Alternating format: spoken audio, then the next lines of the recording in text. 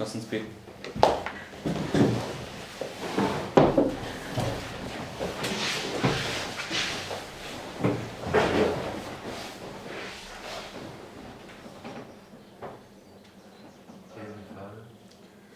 Lieber himmlischer Vater, wir danken für diesen Morgen, dass wir jetzt dein Wort studieren können.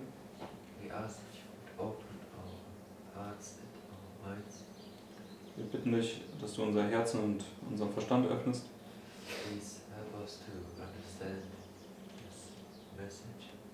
Und bitte hilf uns, dass wir diese Botschaft verstehen.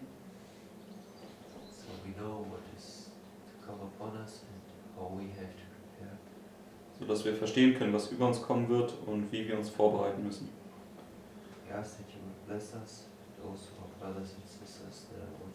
Und wir bitten dich, dass du uns segnest und auch unsere Geschwister, die zuschauen.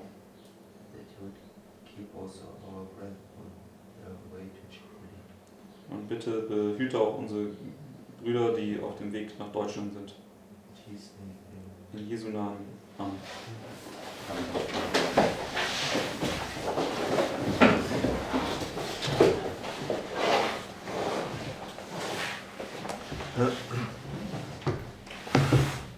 Okay.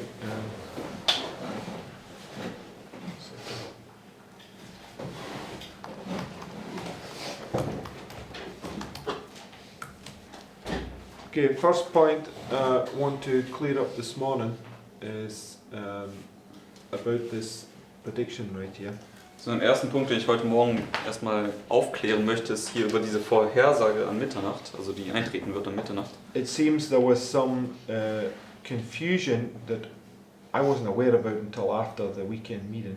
Und es scheint so, dass letztes Wochenendseminar ein wenig Verwirrung stattfand, die ich gar nicht wusste, bis jetzt, seit gestern, habe ich erst davon mitbekommen. One of the sisters had sent me some questions, and in one of those questions she thought somehow that we were changing what we had originally said about here. Und eine Schwester hat mir ein paar Fragen gestellt und in ihren Fragen kam der Gedanke hervor, dass sie dachte, dass wir hier irgendwie jetzt verändern würden, was wir hier sagen, was am Mitternacht passieren wird. And what we said was that the point that would mark this is when the kings flee away. Und was wir ursprünglich einmal gesagt haben, ist, dass dieser Punkt auch der Punkt ist, wo die Könige hinwegfliehen werden. Okay, and when the kings flee away, that marks the point where those Pharisees, they go and fight against the Romans. Und wenn die Könige ja wegfliehen, wenn Cestius wegflieht, das ist ja auch der Punkt dann, wo die Pharisäer hinterhergehen und gegen die Römer kämpfen. And that's this public evangelism that they would go into the cities and do. Und das ist ja dann diese öffentliche Evangelisation, wenn sie in die Städte gehen und dieses Werk dann tun werden. And then all of a sudden, out of the blue, they bring forth this prediction that they're going to make. Aber sie haben dann letztendlich dann diese Vorhersage letztendlich vorhergebracht.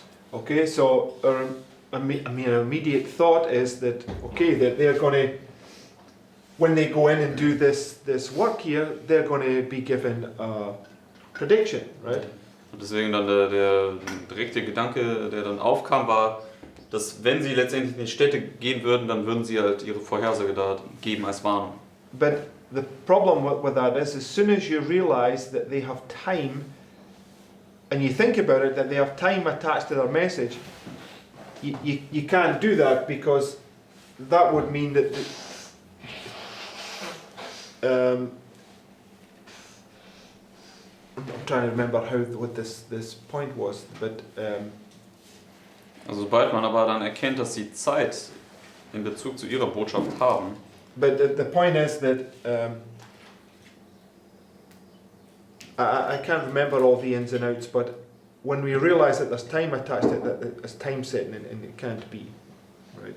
Ich kann mich jetzt nicht mehr an die ganzen Details erinnern, aber wir haben dann letztendlich darüber nachgedacht und erkannt, ja, wenn sie Zeit daran festsetzen, dann, wenn man sagen würde, sie müssten jetzt davor gehen, dann hätte man eine Art und Weise selbst eine Zeitfestsetzung. There's so many things, so many different thoughts run through my mind. I can't remember every thought, but nonetheless, I know that some people were thinking that the time was attached to pointing to midnight.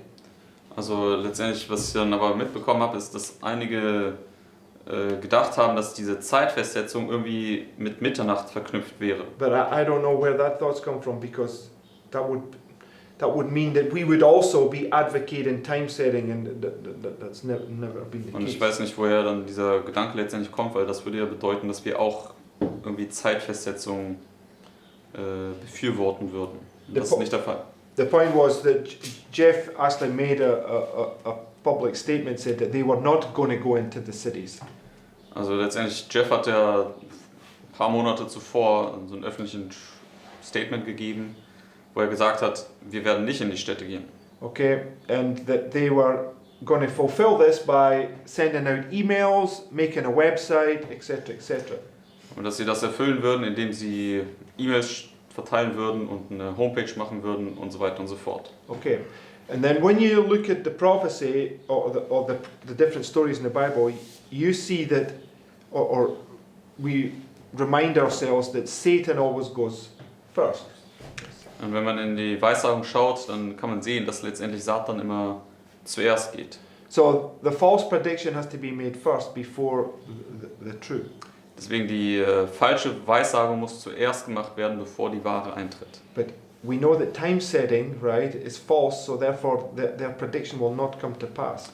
Weil wir wissen, dass Zeitfestsetzung falsch ist und deswegen wird ihre Vorhersage auch nicht eintreten. But it doesn't change anything, because at the weekend there, we went, if you just go to Psalms 48, Aber selbst wenn ihre Vorhersage jetzt nicht eintritt, das verändert nichts von den grundsätzlichen Dingen, die wir gesagt haben. Am Wochenende haben wir das auch gezeigt, wenn wir zu Psalm 48 gehen.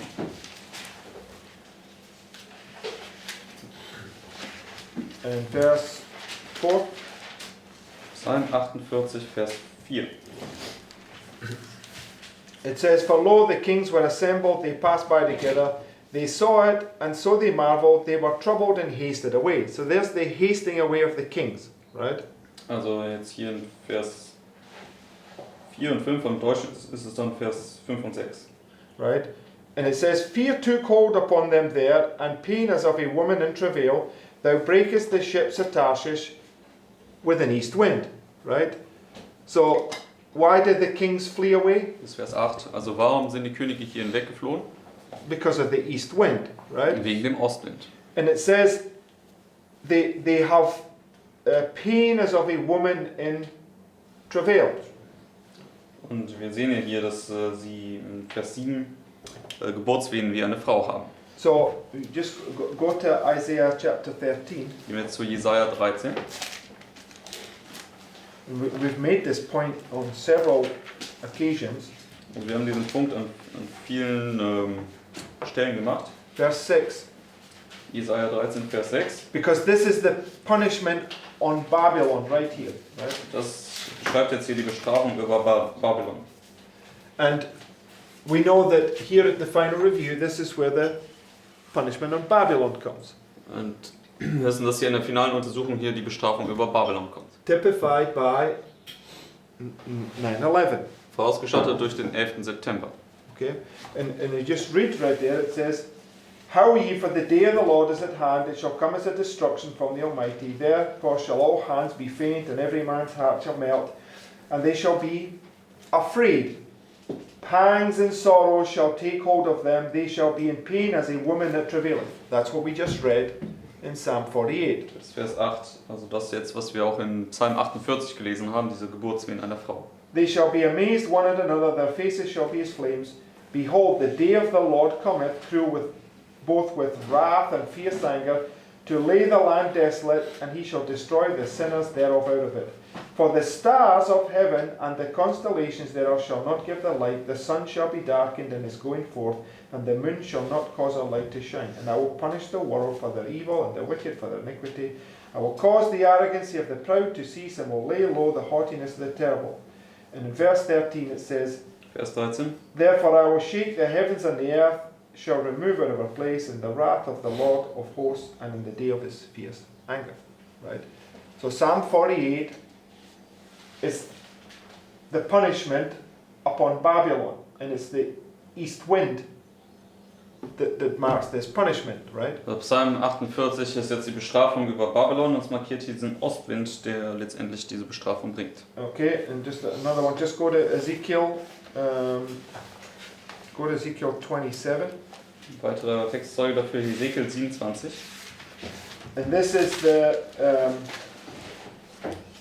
Ezekiel 27 is all about the 10 merchants.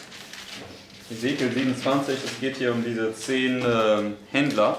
Okay, and Tyre is a punishment on Tyre, which is Babylon. Und Hesekiel 27 beschreibt die Bestrafung über Tyros, was Babylon ist. Now, in verse 25, Vers 25 sagt uns das. it says, "The ships of Tarshish did sing of thee in thy market, and thou wast replenished, and made very glorious in the midst of the seas." Now, did we just read about the ships of Tarshish in Psalm 48? Und haben wir nicht über die Tarsis-Schiffe in Psalm 48 gelesen? Yes. Thou breakest the ships of Tarshish with an east wind, right? Ja, du zerbrichst die Tarsis-Schiffe mit einem Ostwind. So, and the ships of Tarshish, right, is the number one merchant. It's the United States. Und diese Tarsis-Schiffe sind die oberste Handelsmacht, es stehen die USA da. And it says, "Thy roars have brought thee into great waters, the east wind hath broken thee in the midst of the seas." Right? So, the main point that you're seeing here is that the east wind is what breaks the Tyre and the ships of Tarshish. Vers Right? 26 haben wir nochmal gelesen und der Hauptpunkt, den wir hier mitnehmen können, ist, dass der Ostwind sowohl Tyros als auch die Tarsis-Schiffe zerbricht. But it does not change anything about this original point that's made, because it's the east wind that causes them to flee away when you bring line upon line together. Aber also wenn wir jetzt hier die Vorhersage mit reinbringen, dann sehen wir, dass es nichts an dem ursprünglichen Gedanken irgendwie verändert. Denn Linie auf Linie ist es dann der Ostwind, der hier kommen wird, der letztendlich dazu führen wird, dass die Könige hinwegfliehen. Okay, so the prophecy here, the prediction about the kings fleeing away, is exactly the same as what it was before. Nothing has changed. Also diese Vorhersage, dass die Könige hier hinwegfliehen am Mitternacht, ist genau dasselbe. Wir haben das nicht irgendwie verändert. So when the east wind strikes, causes the kings to flee away, Jeff will go into the cities and do public evangelism because it's written, not because he says he's not going to go in. It's got nothing to do with that. Und deswegen, wenn der Ostwind kommt und hier zuschlägt und die Könige hinwegfliehen, dann wird Jeff in die Städte gehen. Nicht, weil er gesagt hat, dass er es nie tun würde, sondern weil es geschrieben steht. Deswegen wird das auch erfüllen. Okay. Why will he do that? I don't know. It just says it, right? Und warum er das dann zu dem Moment tun wird, keine Ahnung, aber es steht geschrieben, dass er es tun wird. Okay, just one second, I'll pull a quote up. It's in Desire of Ages. Ich möchte hier noch ein Zitat jetzt aufrufen. Das ist von Jesu. Let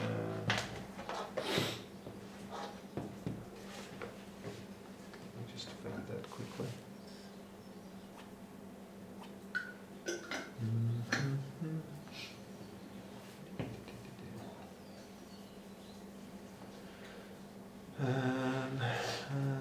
One second.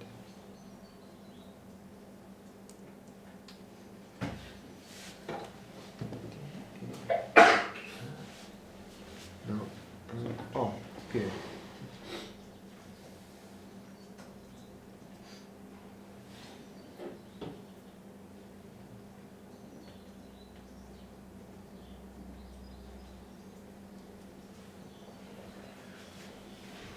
You remember where that is? Which one? The one with the rabbis? Oh. I know it's in Desire of Ages somewhere.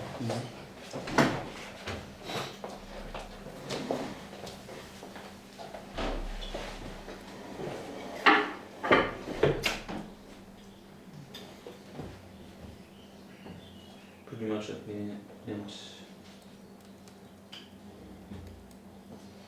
It's what, sorry? Pretty much at the end. Okay,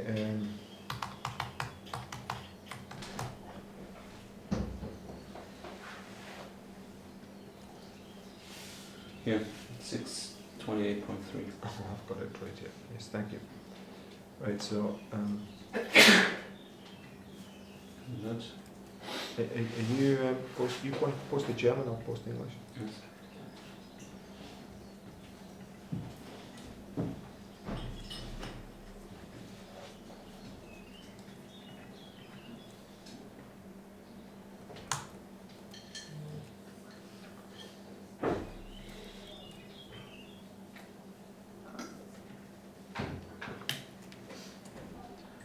Okay, and there's a quote there in the live stream, the last one. Also ich habe jetzt ein Zitat hier in der Livestream-Gruppe gepostet, das allerletzte. It's from Desire of Ages 628.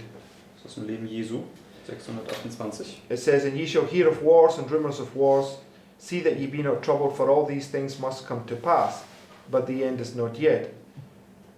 Prior to the destruction of Jerusalem, men wrestled for the supremacy, emperors were murdered, those supposed to be standing next to the throne were slain, there were wars and rumours of wars, all these things must come to pass, said Christ, but the end of the Jewish nation as a nation is not yet.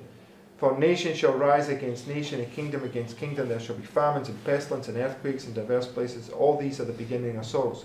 Christ said, as the rabbis see these signs, they will declare them to be God's judgments upon the nations for holding in bondage his chosen people. They will declare that these signs are the token of the advent of the Messiah. Be not deceived, for they are the beginning of his judgments. Okay, it's actually different. But the people have looked to themselves, they have not repented and been converted. I should heal them signs that represent as tokens of their release from bondage or signs of their destruction. Okay, it's not actually what I remember it pointed to. It's actually pointed to this first sign that comes, but it doesn't matter. Also das Zitat ist jetzt nicht genau das, was ich im Kopf hatte, dass es sagen würde. Es weist nämlich hier auf dieses erste Zeichen hier im Sonntagsgesetz, wo die Rabbiner hier diese Gerichte Gottes verkündigen, obwohl es Gerichte über sie selbst sind. Okay, doesn't matter at this point. But the point I want to make is that Can you at least take the principle of it? yes, the principle is when signs come that somebody is going to make a false claim about those signs, and but they're actually judgments upon them rather than judgments upon the Gentiles that they think. That's the point. Also letztendlich, man kann zumindest das Prinzip aus diesem Zitat nehmen, dass Leute kommen werden, Gerichte über die Städte verkündigen werden, aber in Wirklichkeit sind das dann Gerichte über sie selbst. So anyway, just to keep this short, the point is the kings will flee away because of the east wind. But not only the east wind, there's also the nations rise up against them, and that's another line of thought. But the prediction that we are making, right, is to do with the east wind right here, and that's the point that I want to make. Also letztendlich hier, die Könige werden hinwegfliehen, wenn der Ostwind zuschlägt, aber nicht nur der Ostwind, sondern auch, dann kann man sehen, die Nationen werden auch hier aufbegehren. Und das markiert dann aber, wenn die Vorhersage eintritt, das markiert Mitternacht. Okay, so speaking to Lawrence, there was some people rushing to get things done because they thought there was some time attached to it, but that's a really, if people have been thinking that, that's a really bad thought to have. Also Leute haben sozusagen sind vorwärts in dem Sinne gerauscht, weil sie halt dachten, dass da irgendwie jetzt Zeit mit in Verbindung ist, und ja, das war natürlich dann nicht unbedingt so der gute Gedanke. The point is that we are right before this waymark, and if you're not making preparations now, when that waymark comes, it says you have to flee immediately. You don't have time to be doing anything. So the point is you need to make all the preparations necessary, so when that waymark comes, that you've got everything in place. Nothing to do with time. Aber der Punkt ist trotzdem, dass auch wenn jetzt keine Zeit da jetzt irgendwie zu markieren ist in dieser Wegmarke, wir sollen trotzdem jetzt im Vorfeld alle möglichen Vorbereitungen schon treffen, denn wenn es ja kommt, dann haben wir keine großartige Zeit, dann noch irgendwie unsere ganzen Umzüge zu planen und so weiter, sondern ja, da müssen wir wirklich schnell dann die Städte verlassen. Yes. Now, the point that I want to just emphasize is that when Cestus surrounds Jerusalem right here, Ein Punkt, den ich hervorheben möchte, ist, dass wenn Cestus jetzt hier Jerusalem umlagert, okay, there you're unable to escape. This is what the prophecy teaches. Da bist du nicht in der Lage zu flüchten, denn das ist ja, was die Prophezeiung lehrt. But this is a sign where he gives them opportunity to flee, right? Aber das ist dann das Zeichen, wo jetzt Gott uns die Möglichkeit gibt zu fliehen. And this happened all down through history. Und das ist in der gesamten Geschichte immer so passiert. For instance, Beispielsweise. Rome would gather an army to go destroy God's people. Rom hat zum Beispiel eine Armee versammelt, um letztendlich Gottes Volk zu zerstören damit. And what the Lord would do, he would bring up the Muslims or the Turks from the south, and that army would have to be diverted to go deal with the Turks. Und Gott hat dann die Türken aus dem Süden geschickt und letztendlich mussten dann die Armeen Roms abziehen und gegen die Türken kämpfen. And it gave God's people an opportunity to escape. This is what the purpose of the east wind was in Bible prophecy. Und das war ja dann letztendlich eine Möglichkeit für Gottes Volk zu fliehen. Und das ist letztendlich der Sinn und Zweck des Ostwinds in der biblischen Prophetie. So when the east wind manifests itself here, it's our sign to flee, right? Deswegen, wenn der Ostwind sich hier manifestiert, dann ist das hier unser Zeichen zu flüchten. But it shows us in the story that all the Pharisees, they take that opportunity to go fight against the Romans in their own strength. Aber es zeigt uns dann, dass auch dann die Pharisäer letztendlich das als eine Möglichkeit sehen, gegen die Römer in eigener Kraft zu kämpfen. Okay, so anyway, I hope, at least for now, that makes that a bit clearer. Und ich hoffe, dass das jetzt zumindest das jetzt alles ein bisschen mehr aufgeklärt hat. Okay, so yesterday we were showing this point that right here you have the shaking of the heavens and the earth, and also here. Also gestern haben wir gezeigt, dass wir letztendlich hier das Erschüttern der Himmel und der Erde markiert haben, aber auch hier. Okay, and really when you understand this, because also in 1833 you have it here, right? Und wenn man das wirklich versteht, dann 1833 hat man das ja auch hier markiert. It's also here. Dann ist es auch folglich hier. And it's showing you this principle at every waymark, right? Und zeigt uns, dass dieses Prinzip der fallenden Sterne an jeder Wegmarke gibt. And what do the stars fallen from heaven mean? Und was bedeutet das, wenn Sterne vom Himmel fallen? No, that's what we're marking. But what does the stars falling from heaven mean? Was stellt das dar, wenn die Sterne vom Himmel fallen? Go to Revelation chapter 6. Jetzt Offenbarung 6.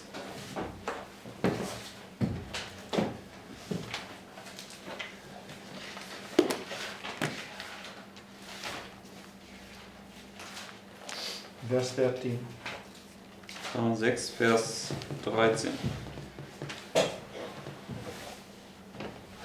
It says, "And the stars of heaven fell into the earth, even as a fig tree casteth her untimely figs when she's shaken of a mighty wind." So what does that mean? Was bedeutet das hier?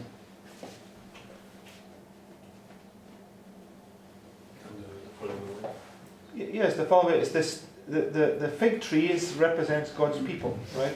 Der Feigenbaum stellt Gottes Volk dar. So when the fig tree casts her untimely figs, right, it's talking about the falling away of God's people. Also wenn der Feigenbaum seine unreifen Früchte herunterfallen lässt, dann markiert das letztendlich hier dieses Abfallen. So the falling away in Bible prophecy is marked at the midnight cry, right? Dieser Wegfallen oder dieser Abfall ist ja hier im Mitternachtsruf markiert in der Prophetie. Okay, and if we parallel this with our time, right here you have 2014, and then it'll take you down to the Civil Sunday Law. Wenn wir jetzt hier unsere Linie drüberlegen würden, dann hätten wir hier 2014 bis zum zivilen Sonntagsgesetz. This would be 2016. Dann wäre das jetzt 2016 hier. Did we have a falling away marked right there? Da hatten wir ein Wegfallen hier in 2016 markiert.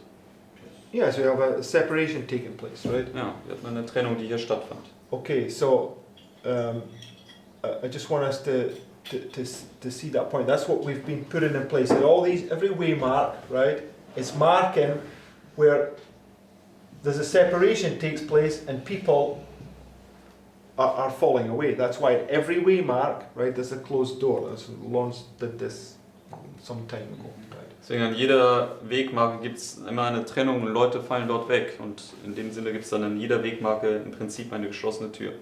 Das habe ich schon mal im Studium gesehen. So, Feuer last night was putting in this point that right here you have this blessed experience and you go forward giving the message, right? Feuer hat gestern Abend ja gezeigt, dass wir dann hier diese gesegnete Erfahrung haben. Wir gehen hier vorwärts und geben die Botschaft. But what happens at this waymark? Aber was passiert an dieser Wegmarke hier?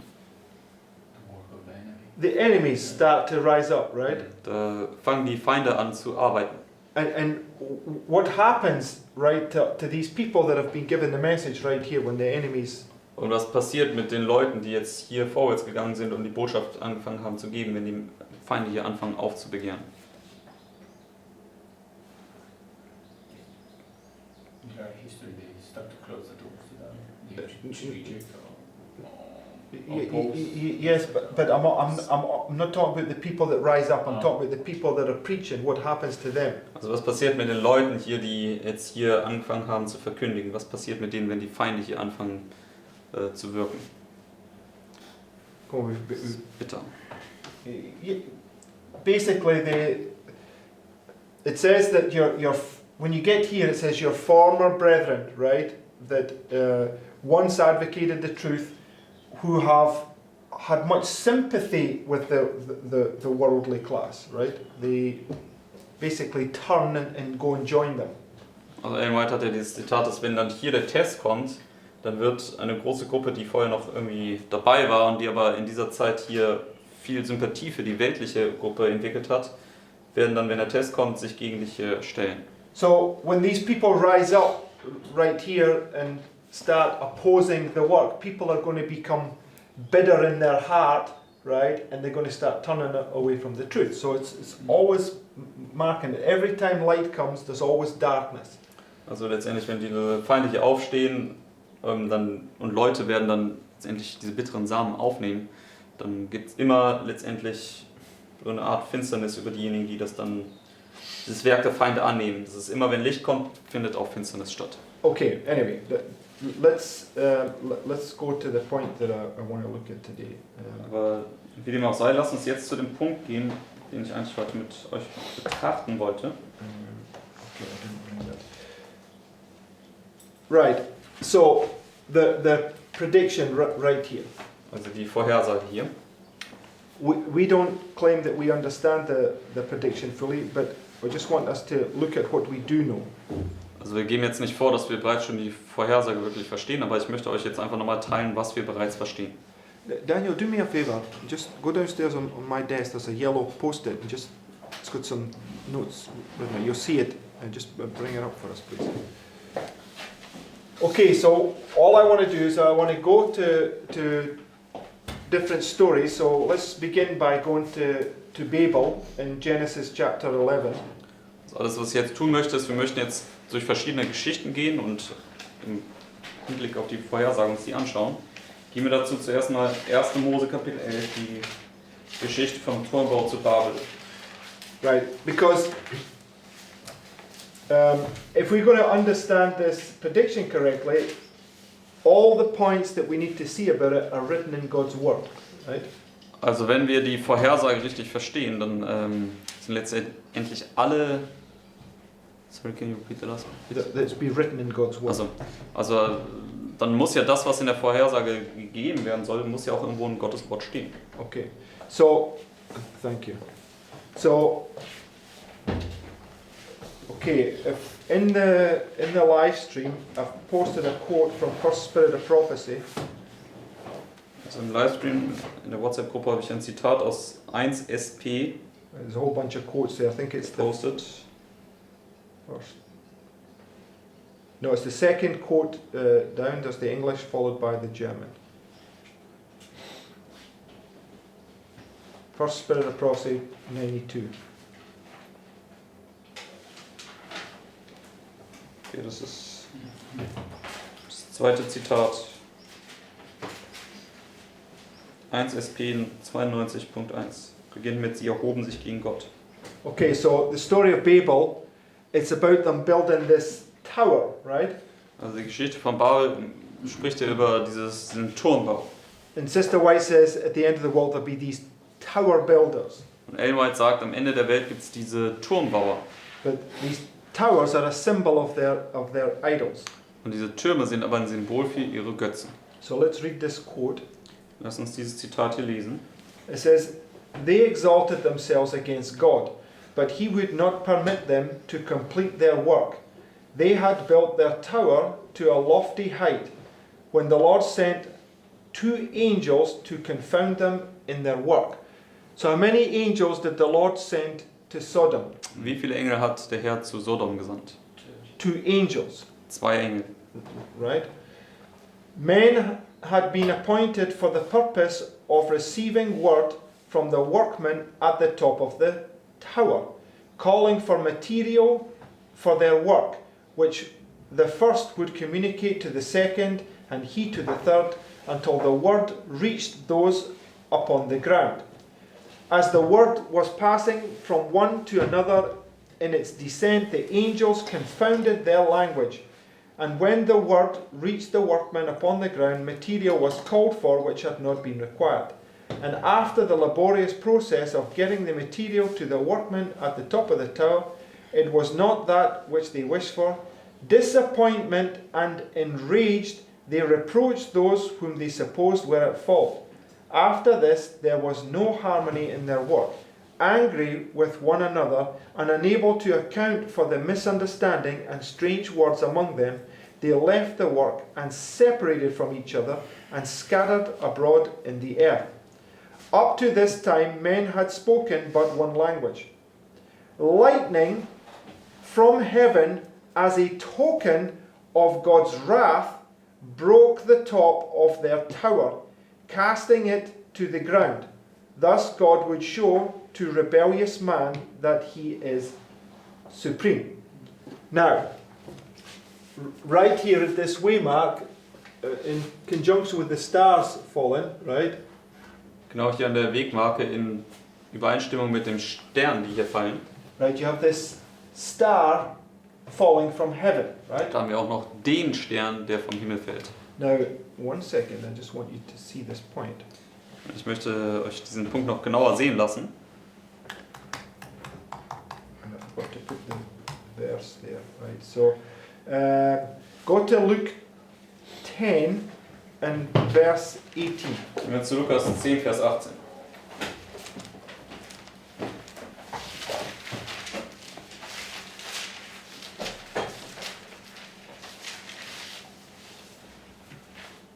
Philip, you want to read that for us, please? And he said unto them, I beheld Satan as lightning fall from heaven. Right, so we read in this quote, right, that lightning came down from heaven and struck the tower as a token of God's what? Wrath, right? Also wir haben hier gesehen, dass jetzt ein Blitz vom Himmel kam und diesen Turm getroffen hat und es war ein Zeichen von Gottes Zorn. Right? So, God, what is God's wrath? Und was ist Gottes Zorn? The 7 last plagues, Die 7 right? letzten Plagen. Who is responsible for doing or Who executes it? who executes the 7 last plagues? Und wer führt die 7 letzten Plagen aus? Satan, right? Satan. And when we've been going through these studies,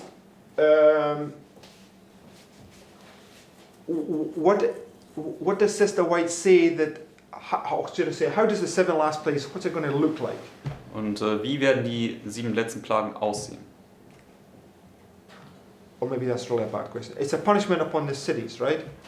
Vielleicht ist meine Frage ein bisschen vage gewesen. Es ist eine Bestrafung über die Städte. How are the cities going to be punished? Und wie werden die Städte bestraft werden? Fire and brimstone. Fire and brimstone coming down from heaven, right? Indem Feuer und Schwefel vom Himmel kommt. Which is the punishment upon Sodom, Und das ist auch die Bestrafung, die über Sodom erging. right? And okay, so Revelation 9, for instance, right?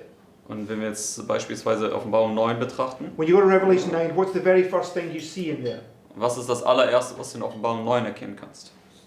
The star falling from heaven, and it's Satan, right? Da fällt dieser Stern vom Himmel, welcher Satan ist. So the Lord allows Satan to come down to do his work, right? Deswegen der Herr gibt dem Teufel die Erlaubnis, dort herabzukommen und sein Werk zu tun. So we've read it before that evil angels are waiting permission to do that destructive work, right? Und wir haben das ja zuvor gelesen, dass böse Engel nur auf die Erlaubnis warten, ihr zerstörerisches Werk zu tun. Now Isaiah 14, verse 12, what does it say? Und Jesaja 14, Vers 12, was sagt es uns? How art thou fallen from heaven, O Lucifer, right? Wie bist du aus dem Himmel gefallen, o Luzifer? Now just, I just want to go there, because I want you to...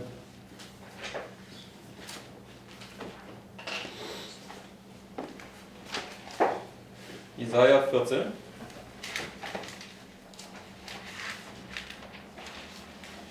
Verse 16 and 17. Jesaja 14, Vers 16 bis 17. Just read that for us, please, David.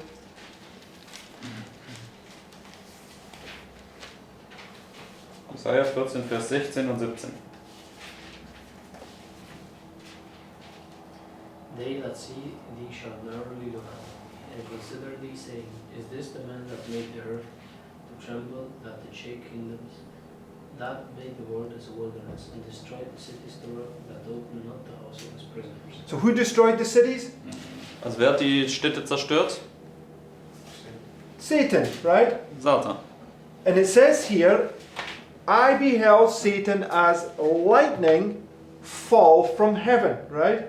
Und Jesus hat in Lukas 10 gesagt, ich habe Satan gesehen, wie er als ein Blitz vom Himmel fiel. So and here in Isaiah 14 it says, How art thou fallen from heaven, right? Jesaja 14, Vers 12 sagt es ja, O Luzifer, wie bist du aus dem Himmel gefallen? Right, now Satan wants to counterfeit everything that Christ does, Und right? Satan möchte ja alles fälschen, was Christus tut. Okay, so go to Luke chapter 17, Gehen wir jetzt zu Lukas 17. verse 24. Lukas 17, Vers 24.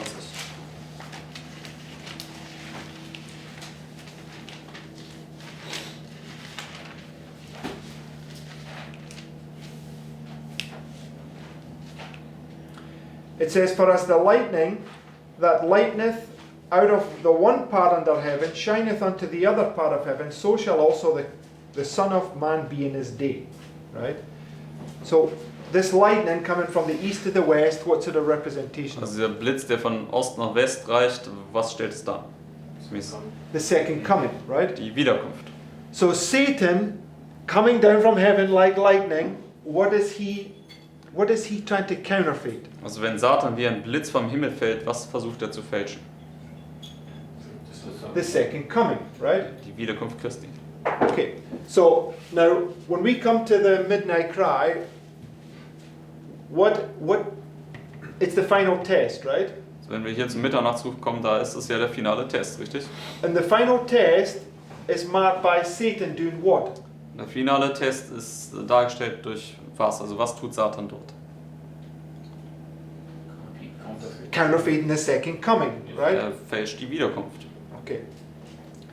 So I just want you to see that. So him coming down like lightning and striking this tower, right, is him.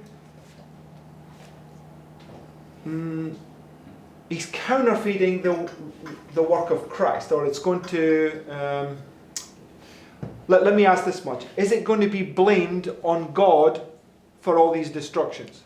Also wenn Satan runterkommt und den Turm zerstört, wird Gott für die ganzen Katastrophen beschuldigt werden. Right? Are the Sunday keepers out there saying, God is punishing us for not keeping Sunday, right? Ist es nicht die Sonntagshalter, die dann sagen, ja, Gott ist derjenige, der uns gerade bestraft, weil wir den Sonntag nicht halten?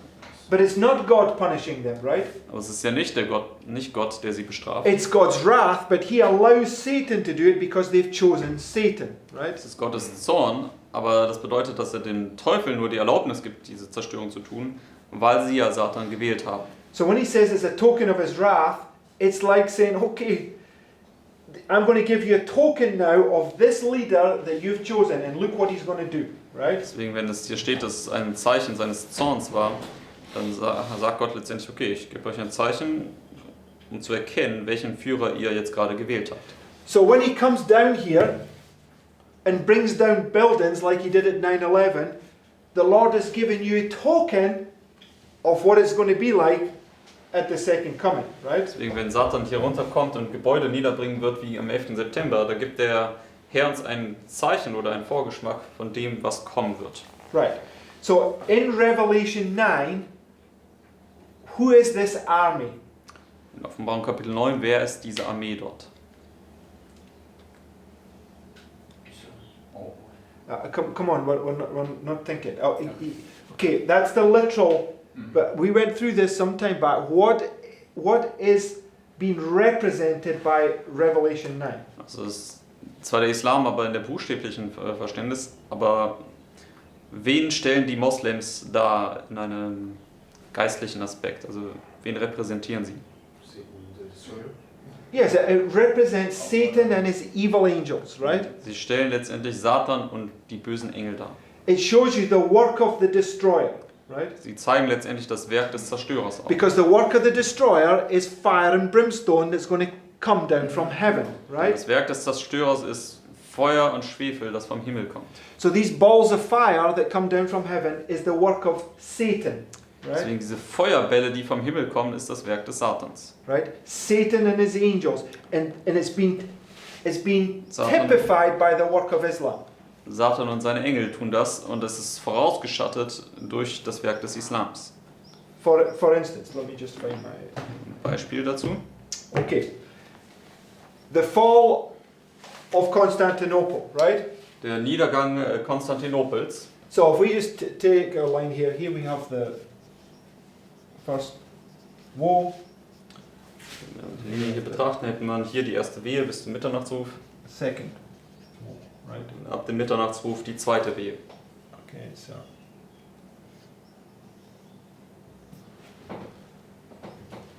Okay, so this was on the 27th of July 1449, right? Die zweite Wehe fing am 27. Juli 1449 an. And this was marked by the last emperor of Rome taking the throne. The four winds were loosed. Und der Punkt hier markiert ja, wo der letzte Imperator den Thron Roms bestieg und die vier Winde wurden gelöst.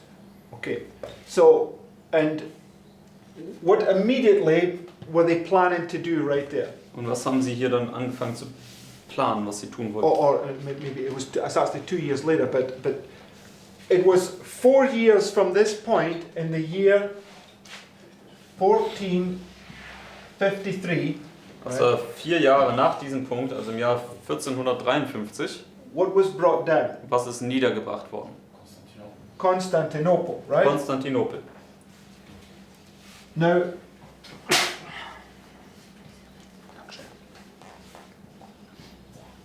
Constantinople was a city, right? It's a huge city, right?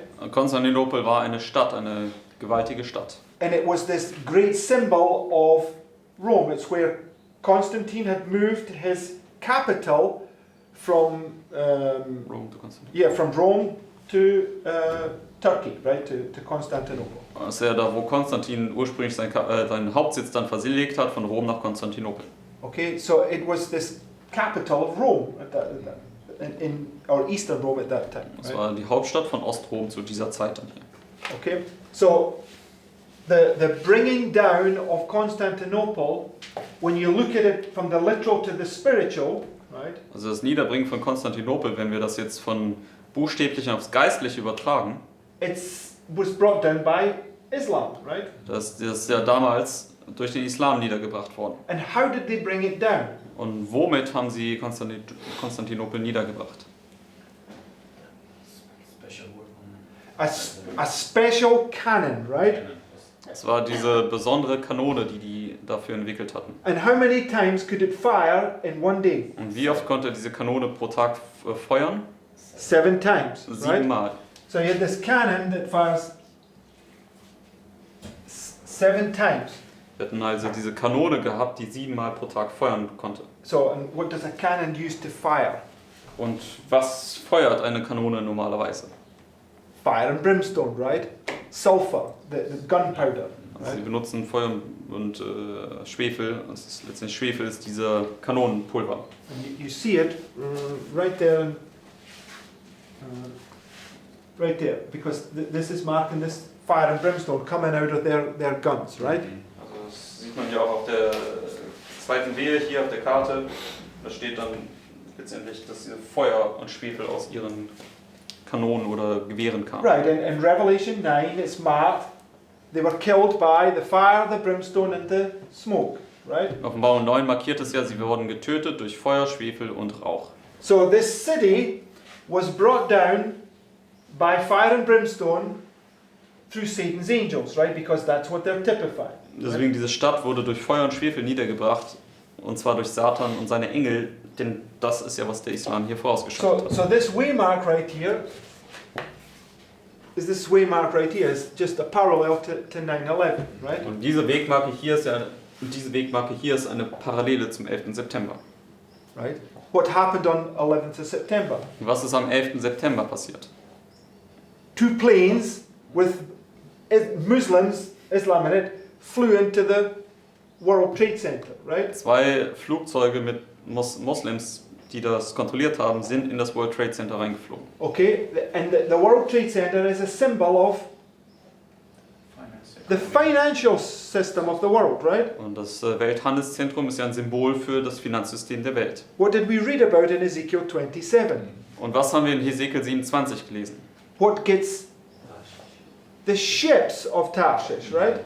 Also die Tarsis-Schiffe, oder Psalm 48 war das. The commerce, the finance, right? Also die Tarsis-Schiffe werden niedergebracht, das ist der Handel. Gets broken by an east wind. Die werden zerbrochen durch einen Ostwind. So these 2 planes, a symbol of the fire and the brimstone, comes out of heaven and smashes into buildings in New York. Deswegen Right. diese 2 Flugzeuge, ein Symbol für diesen Feuer und Schwefel, fliegen in diese beiden Gebäude in New York. And when they hit those buildings, what do you see? Und als sie diese Gebäude getroffen haben, was hat man gesehen? A cloud, a huge ball of fire, right? Einen großen Feuerball. Right? And it says one touch from his finger and those great buildings will come crashing down. Not one stone will be left upon another, right? Und es sagt ja im Zitat, dass eine Berührung mit dem Finger Gottes und die Gebäude kommen nieder und kein Stein wird auf dem anderen zurückbleiben. So the Lord uses Islam as a symbol of this punishment that Satan's going to do at the end of the world, right? Deswegen der Herr, der benutzt den Islam als eine Darstellung von der Bestrafung, die über die Städte kommen wird hier am Ende der Welt. Right? Okay. So, Jericho, right? Und nun gehen wir zur Geschichte von Jericho. What is Jericho? Was stellt Jericho dar? It's a city, right? And it's a symbol of Babylon, right? Ebenso eine Stadt und symbolisiert Babylon. It was a huge idolatrous city, right? War eine große götzendienerische Nation oder Stadt vielmehr. And where in their experience did they bring down Jericho? Und wo in ihrer Erfahrung haben sie Jericho niedergebracht? No. I'm talking. It was at the end of. Okay, maybe it was about okay. the end of the 40 years wandering in the wilderness. Right? They're going into the land, and when they're going into the land, what's the first thing that they brought down? Das war am Ende ihrer 40-jährigen Wüstenwanderung. Sie gingen ins Land hinein und was war das Erste, was sie niedergebracht haben? Jericho. Jericho. Right? So, final review. Here, right? What are you going into here? Finale Untersuchung. Also hier ist dann hier und wohin wirst du hier eintreten? Okay, so what's the first thing that's got to be brought down? Also du wirst hier ins Land eintreten. Also was ist das Erste, was niedergebracht werden muss? Okay, so the Jericho. bringing down of Jericho marks the point where you go into the land, right? Deswegen dieses Niederbringen von Jericho markiert jetzt, wo du ins Land eintrittst. How many times did they march around Jericho? Und wie oft sind sie um Jericho herumgegangen? 7 times. 7-mal. What were they, so by walking around this city 7 times, what were they doing? What were the people in Jericho experiencing? Also als sie 7-mal um Jericho rumgegangen sind, was haben die Leute hinter den Stadtmauern erfahren oder erlebt?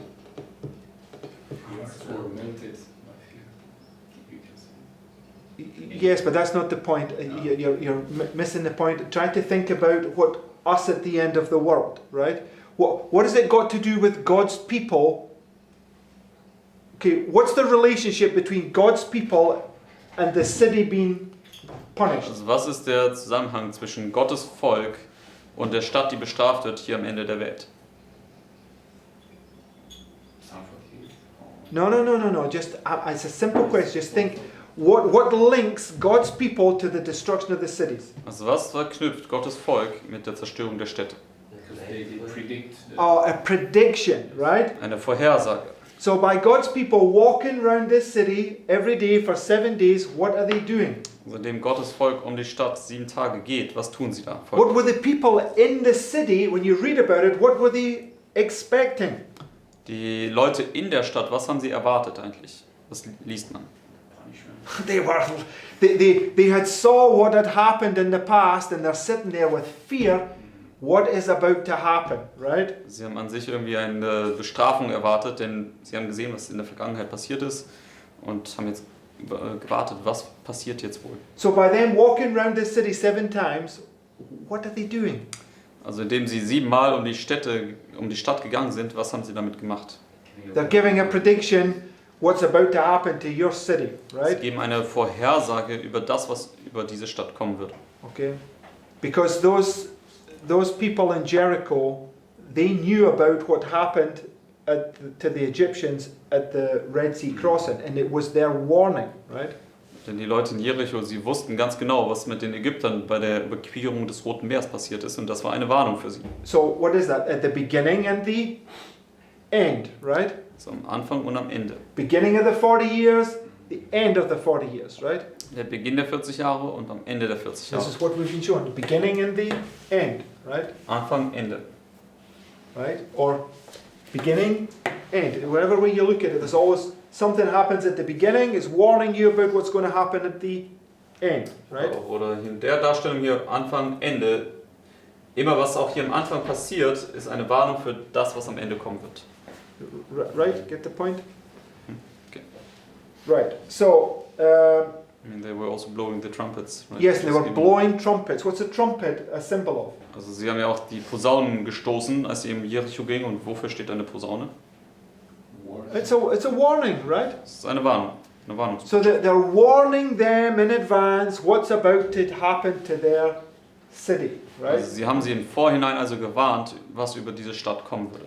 And they walked around that city 7 times, but on the 7th day, how many times did they walk around it? Und sie sind 7-mal um diese Stadt gegangen, aber am 7. Tag, was haben sie gemacht? 7 times, right? Sind nochmal 7-mal am 7. Tag dann um die Stadt gegangen. Okay, so, right, now go back to the notes. Jetzt zurück zu unseren Notizen. Go to the first quote that's from second letters and manuscripts. Gehen wir zum ersten Zitat, was Marc heute gepostet hat. Es beginnt mit in der Nachtsaison. So this is about these fireballs coming down upon the cities, right? Und dieses Zitat spricht dann über diese Feuerbälle, die über die Städte kommen werden. It says, in the night season I had a presentation. I did not seem to be in my own home in St. Helena. I thought, awakened in the night with a great noise of cries of distress, and I saw the whole heavens lighted up. There were balls that looked like fire falling, and these balls looked as if full of arrows, and wherever they struck there was great calamities. Houses were set on fire that no human effort could extinguish the flame. So on 9/11, you have this little token of it, right? These two planes, like darts, flying into these buildings, a great big ball of fire, right? That the firemen could do nothing to stay the destruction. Also am 11. September haben wir so eine kleine Version davon gesehen. Ja, diese 2 Flugzeuge wie Dartpfeile flogen in diese Gebäude. Es gab diesen großen Feuerball und die Feuerwehrleute konnten nichts tun, um diese Flammen zu löschen. It says, the earth quaked and homes were falling with a crash. I heard the distressing screeching and praying. There was confusion everywhere. I said to someone, do look, that is the most striking representation of what will be in the last day. Revelation 18. Right? So, Revelation 18. What does it say in Revelation 18? What's it referring to? Worauf nimmt Offenbarung 18 Bezug? What's Revelation 18 a warning about? Worüber warnt uns Offenbarung 18? The punishment upon Babylon, upon the cities, Die right? Bestrafung über Babylon, über die Städte. So she's telling us right here that these balls of fire coming down and striking there is representing the fulfillment of the fall of Babylon, right? Sie sagt uns letztendlich, diese Feuerbälle, die runterkommen und die Städte bestrafen, ist letztendlich eine Bestrafung über Babylon. She says in Life Sketches 411, when those great buildings come down, Revelation 18, 1-3 will be fulfilled. Und in Right? Live Sketches 411 sagt sie ja, wenn diese großen Gebäude in New York runterkommen, dann ist Offenbarung 18, Verse 1 bis 3 erfüllt. Right? Richtig? So great buildings in New York coming down at literally on 9/11 is prefiguring, right, the destruction upon the cities representing the fall of Babylon. Also die Right? großen Gebäude, die buchstäblich am 11. September niederkamen, ist eine Vorausschattung für die Zerstörung Babylons am Ende. Typified by Jericho, typified by the fall of Constantinople. Und auch vorausgeschattet durch den Niedergang Konstantinopels. And also in Jericho, right, how was Jericho destroyed? Und wie wurde Jericho zerstört? What happened? Was ist da passiert? So they stole and No, they shot. no, I'm not asking what they did. I'm saying what happened. Also was ist da passiert? Okay, the wall fell down, right? Also die Mauer ist niedergebracht There's worden. this great, big, monstrous wall that was protecting them, and it totally collapsed, right? Also diese große, feste Mauer, die ist völlig in sich zusammengestürzt. Okay, do we have prophecies in the Bible about their walls getting brought down? Haben wir Weissagungen in der Bibel, wo beschrieben wird, dass ihre Mauern niedergebracht werden?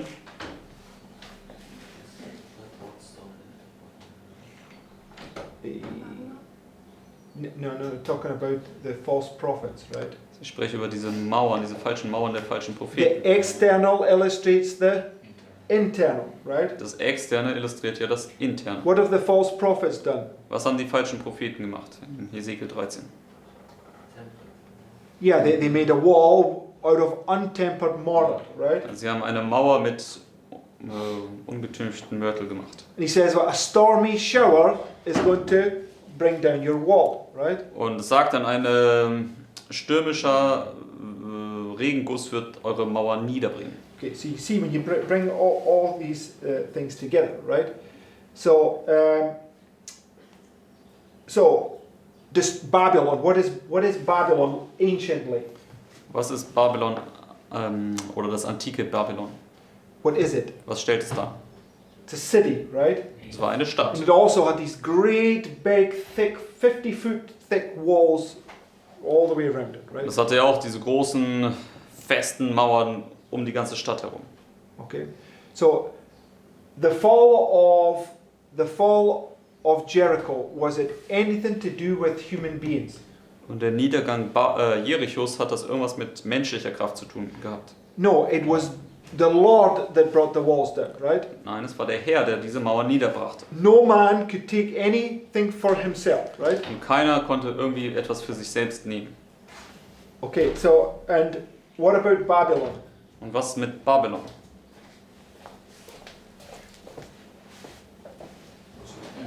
Also, the Lord prophesied, the gate was left open, and in came the army of the Medes and the Persians. Right? Dasselbe galt auch mit Babylon. Der Herr hat die Vorhersage gemacht und das Tor wurde deswegen aufgelassen.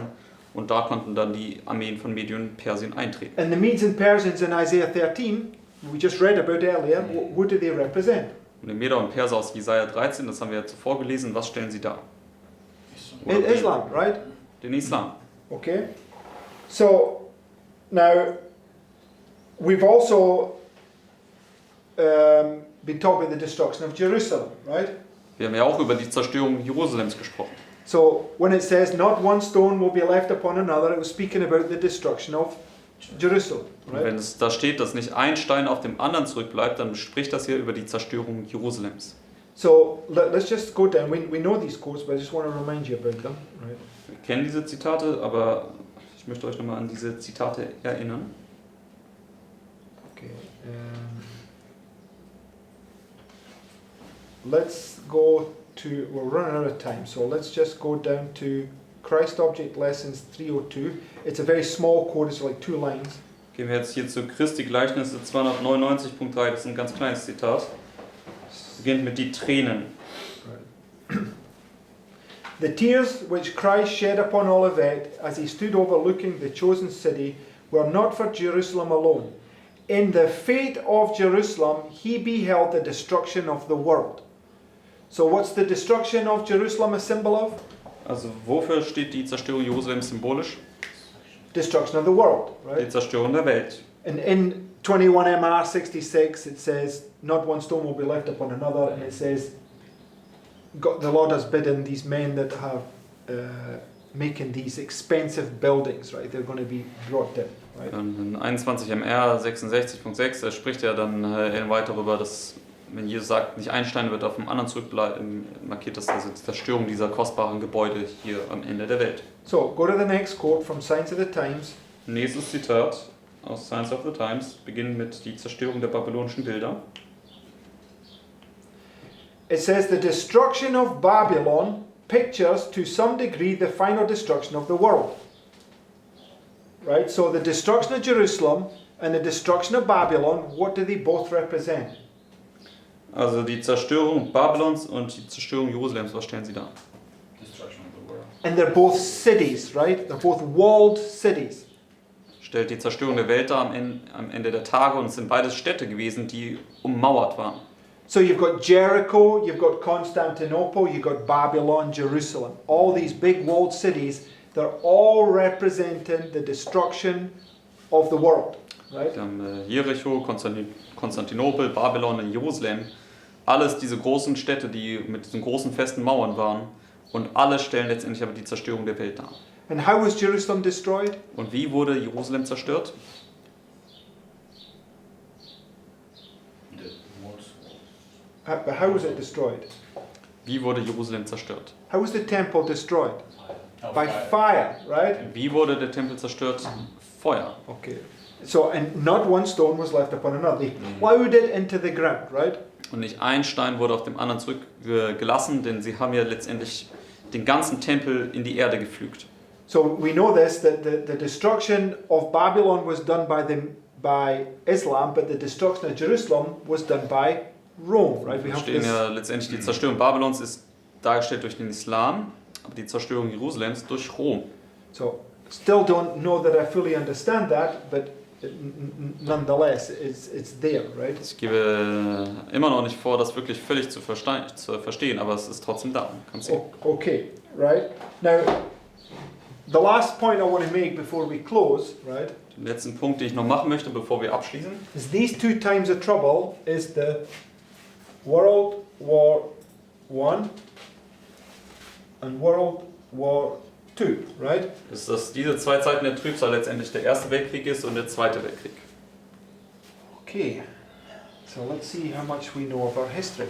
What ended, or what was made a big play in the end of the Second World War? Und was hat letztendlich einen großen Einfluss auf, wodurch ist der Zweite Weltkrieg letztendlich zu Ende gekommen?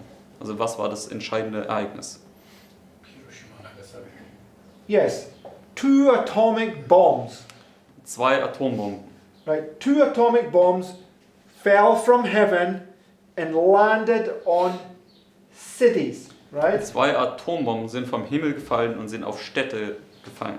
Was there any stones left upon another? Weil ist da ein Stein auf dem anderen zurückgeblieben? No, they were completely flattened, right? Sie sind alle wirklich dem Erdboden gleich gemacht worden. And just outside on the perimeter of that, everything burst into flames, and it says they burned for days, right, before it went out. Und alles, was direkt aus dem unmittelbaren Radius draußen war, das ist dann verbrannt und tagelang hat es gebrannt. Now, just quickly go to Revelation 18. Gehen wir zu Offenbarung 18. Because Revelation 18 is talking about the destruction of the cities, right? In Offenbarung 18 spricht er über die Zerstörung der Städte.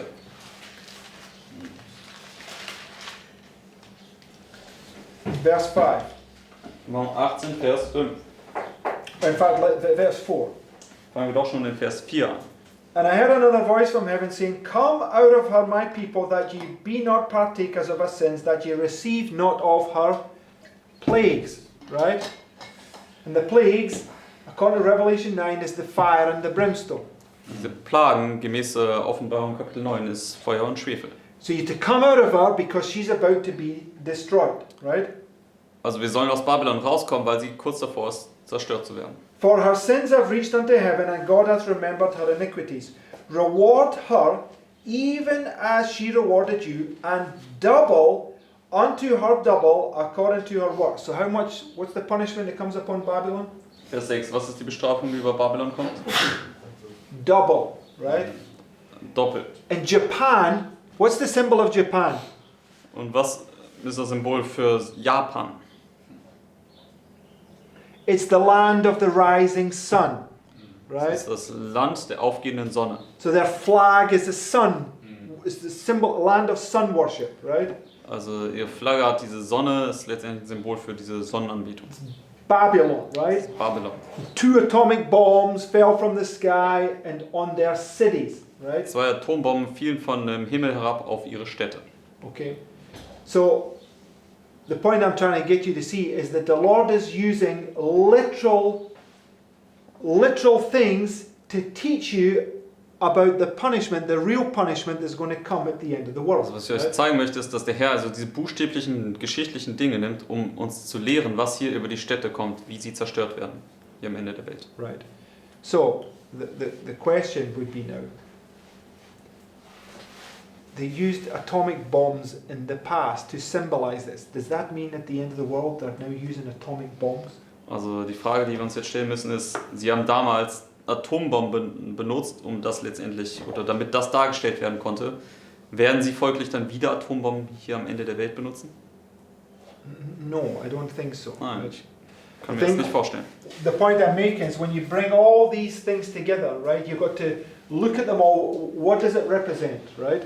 Deswegen, was wir tun müssen, ist, wir müssen all diese antiken Geschichten nehmen und ihren Waffen und Zerstörungen anschauen und dann verstehen, was schatten sie hier am Ende der Welt voraus. You have to understand that this, what it symbolizes, right? Wir müssen verstehen, was stellt das symbolisch dar. So what we definitely know is that it's a punishment on the cities, right? Also das, was wir wirklich klar wissen können, ist, es wird eine Bestrafung über die Städte sein. And the Lord is using human agents to typify the work that's going to come at the 7 last plagues. Der Herr wird menschliche Werkzeuge benutzen, um das Werk, das unter den 7 letzten Plagen passieren wird, vorauszuschaffen. And they're using weapons, right, that is going to symbolize the fireballs fallen from heaven at the end of the world, right? Und sie werden jetzt hier einen Typus Waffen benutzen, die letztendlich dann am Ende diese buchstäblichen Feuerbälle, die vom Himmel kommen werden, vorausschatten. Okay. So we have to take all that information, put it together, and we can understand that Islam is going to play a role, something to do that's going to symbolize fire and brimstone, and it's upon buildings in a city, right? Also wir müssen all diese Dinge zusammennehmen und können dann halt verstehen, dass es letztendlich ein Werk des Islams ist, denn das ist ja Feuer und Schwefel. Und sie werden etwas tun, was dann letztendlich diese Zerstörung der Städte ganz am Ende vorausschattet. Right? Richtig? But that's all that I know. I don't know. We obviously don't know when, right? Also das ist bisher alles, was ich verstehe. Wir wissen natürlich nicht, wann das sein wird, genau. But what we do know, that it's, according to the story of Elijah, that it's immediately after their false prediction that the true one will be given. Aber basierend auf der Geschichte von Elia wissen wir, dass es direkt nach dem Ereignis kommen wird, wo sie ihre falsche Vorhersage nicht eintreten wird. Right? Richtig? So that's what we know. You got to really study these stories out. Also das, was wir wissen, und wir müssen also diese ganzen Geschichten wirklich ausstudieren. But what I do believe is that the answer to understand this prediction will be found in the spirit of prophecy and God's word, and also maybe sacred history in agreement with those things. Und was ich aber glaube, ist, die Antwort für diese Vorhersage wird natürlich in Gottes Wort zu finden sein und im Geist der Weissagung und dann vermutlich auch in heiliger Geschichte, die in Übereinstimmung mit dem Wort Gottes und dem Geist der Weissagung ist. Right? Richtig? Everybody see the relationship with all those things. Kann jeder diese Zusammenhänge erkennen? Okay. So I hope that at least gives us some clarity for these things at the moment. Ich hoffe, dass das uns zumindest ein wenig Klarheit gibt für den Moment. Okay, let's close with prayer. Lass uns mit Gebet abschließen.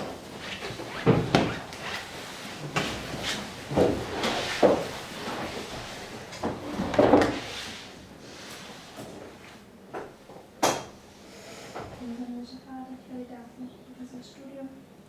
Dear Father in heaven, I want to thank you for this study. Bitte dich darum, dass du uns Klarheit gibst über all diese Dinge und dass du uns dieses Licht auftust. I ask you that you give us clarity on all these things and that you open up our understanding. Bitte sei jetzt auch mit allen Schwestern, die jetzt nach Deutschland gegangen sind. Please also abide with our brothers that went to Germany. Und hilf uns an diesem heutigen Tag, dass wir dir ganz nahe stehen können. And please help us also today that we can be very close to you. In Jesu Namen. Amen. In Jesus' name, amen.